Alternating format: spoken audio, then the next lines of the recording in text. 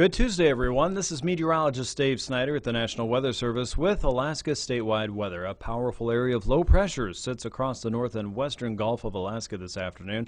At around 983 millibars, it's been producing gales and storm force winds in the vicinity of Kodiak Island and the Barren Islands, and pushing a decent amount of rain into Prince William Sound and across northwestern coastal regions, some of that moderate to heavy at times. As a front is working out across the outer coast of southeast, areas of rain have been noted up and down the Panhandle this afternoon, and the system is generally tracking to the east and northeast, but pushing a lot of moisture into the central and eastern interior. As that meets up with cold air and higher terrain, we expect to see a decent amount of snow in some regions today. A winter weather advisory tonight from about 6 o'clock tonight until 6 p.m. on Wednesday for the Denali and the eastern Alaska range could produce as much as 4 to 8 inches of snow, in some cases as much as 12.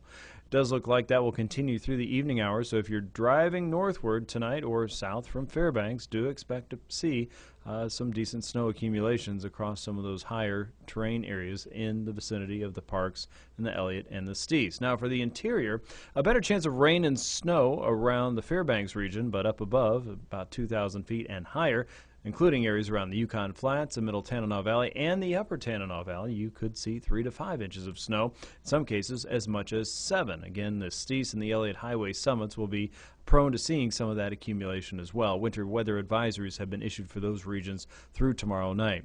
In the meantime, a look out to the west shows a developing weather system moving off of eastern Asia. The preliminary parts of this will move some wet weather into the Seward Peninsula and the Yukon Delta and some of the higher terrain areas in the Kobuk and Noatak regions all the way down into the Kuskokwim Mountains. Could be looking at some light snowfall as we go into Wednesday night and Thursday.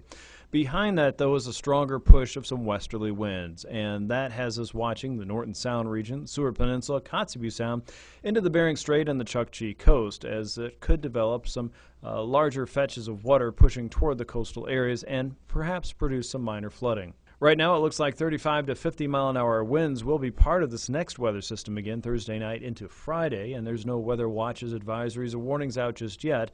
But it does look like it could produce seas that come up above the normal high astronomical tide line of about 5 to 7 feet in some areas. So keep your eye on that for more.